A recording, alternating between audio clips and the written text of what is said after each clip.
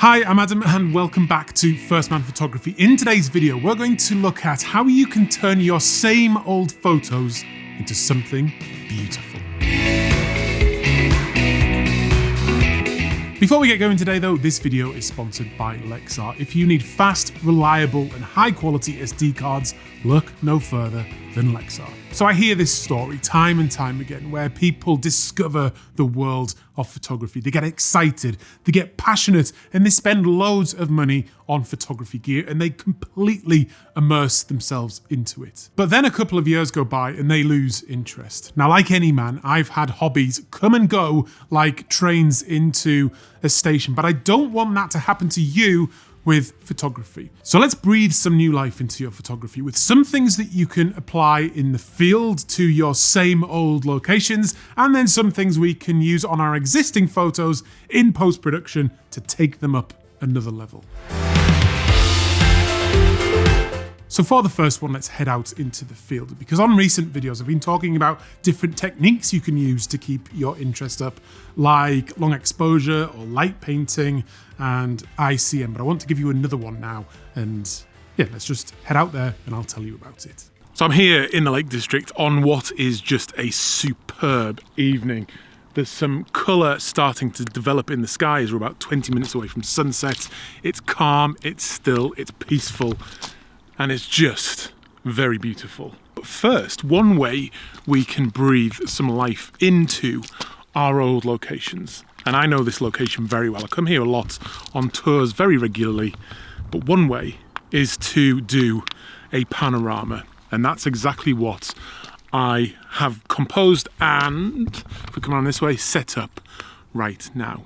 Because there is a lot of interesting foreground along this shoreline. It's beautiful, there's rocks, they're interesting, there's nice shape and forms, but we then have this huge midground of the lake. If you were to use the rocks as foreground, and the mountains are quite distant and therefore quite small.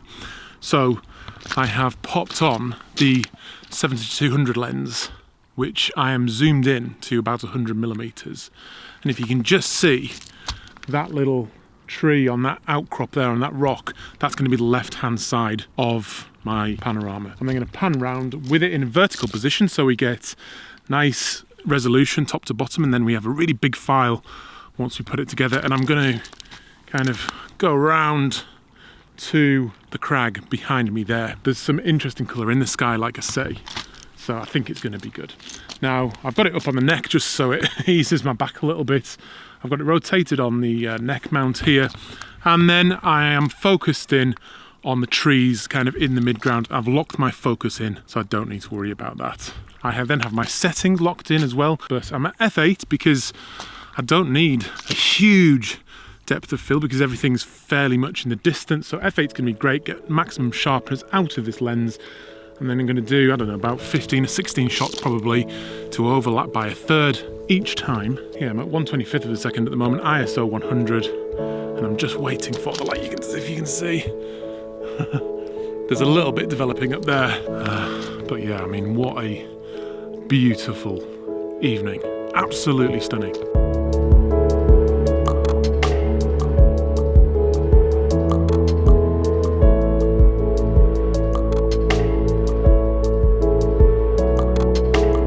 Now, one of the problems with panoramas is that they don't look particularly good on screen because the aspect ratio of our screens just doesn't suit them. They also don't ever do particularly well on social media, but they are fantastic when you print them out. And obviously the bigger the better.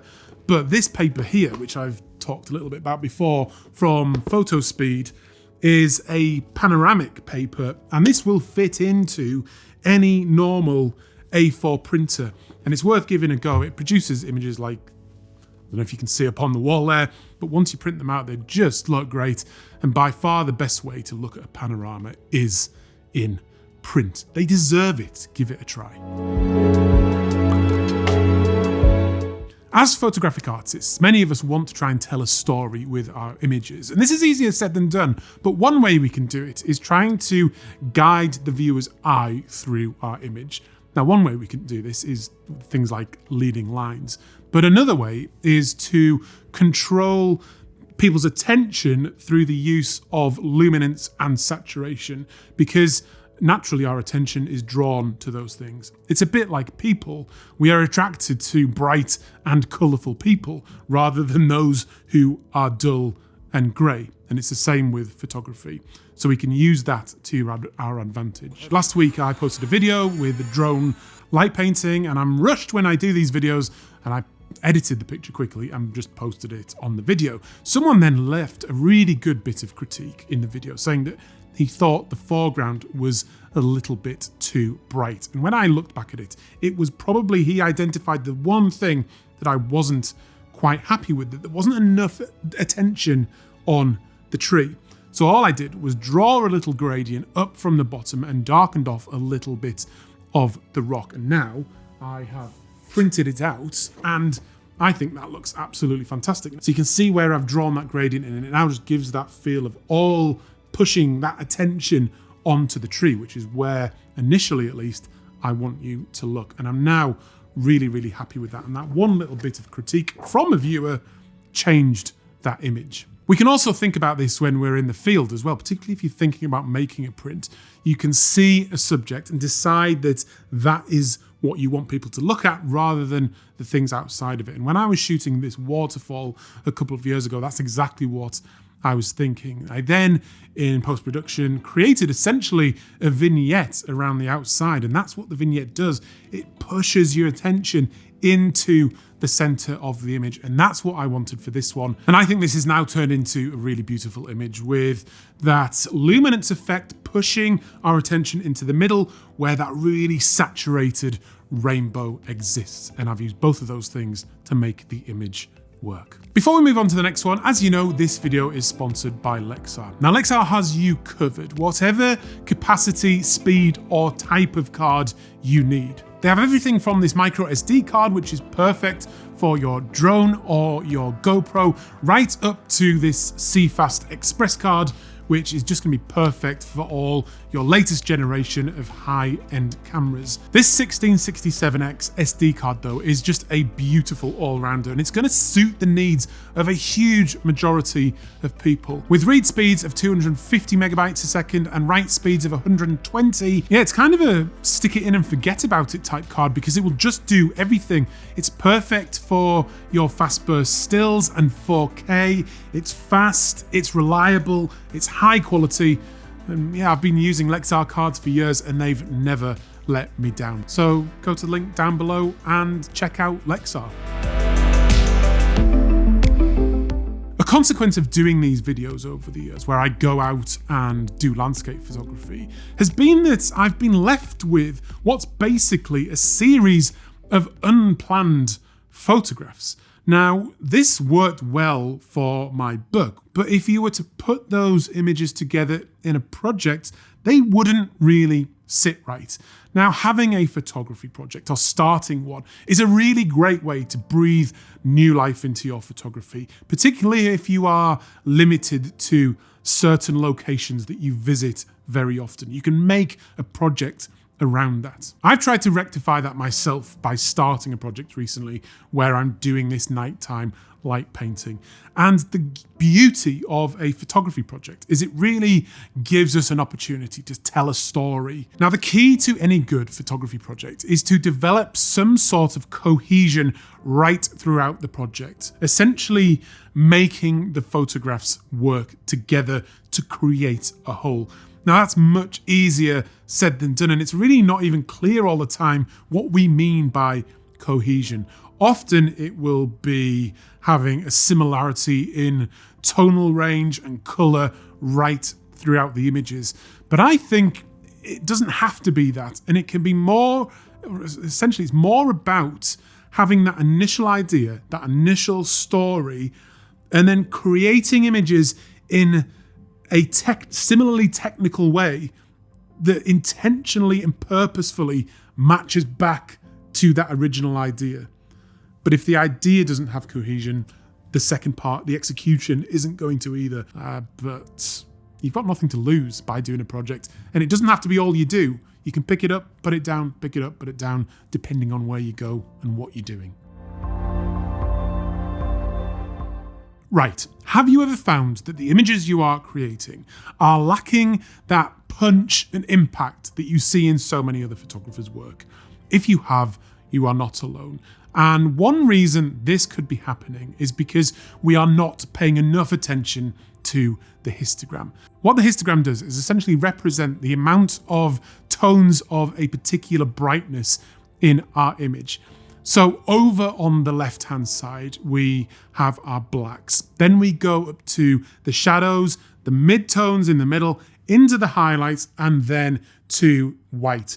And for a lot of images, to give them that impact, we want to stretch our image across the entire tonal range. And that's where that punch and contrast comes from. It's not always the case. It isn't a hard and fast rule, but it's true for a majority of images that we want total black and total white in our images and every tone in between. A lot of the time, you may have a monotone image where it's different. Take this image here.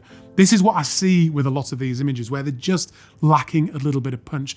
But if you drag that white slider up and hold the Alt key down or the Option key on a Mac, and you can see where those true whites start to appear in the image, then just let it go and you've got a much brighter, punchier image. You can do the same with the blacks as well. When I'm in the field though, I will often purposely underexpose my image slightly because I want to protect my highlights, because if you overexpose your highlights, there's no chance of getting those back. With a lot of modern cameras, they will pick up amazing details in the shadows, even if they look really, really dark. There's obviously bracketing and ND filters we can use as well, but if you're not using any filters or any bracketing, then I'm protecting my highlights as best I can. It's not a hard and fast rule though, and it's also sometimes not even easy to notice on a monitor where we've got the bright backlight firing at us. But if you start to print, you will start to notice it a bit more.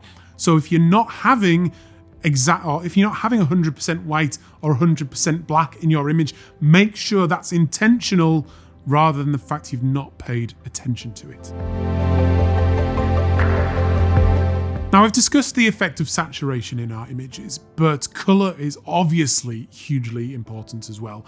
And there are loads of different ways that we can control colour in our images. I think colour is also very subjective, so we've got quite a lot of leeway to play around subtly with our images whilst maintaining the authenticity of our subject. A good tip to control your colour is to look at the colour wheel. I have one pinned above my desk, so I'm always looking at it, because colours at the opposite side of the colour wheel complement each other and will therefore look good together in a photograph. Now in Lightroom, we can control our colour through the white balance, the HSL panel, the tonal curve, and the calibration tab.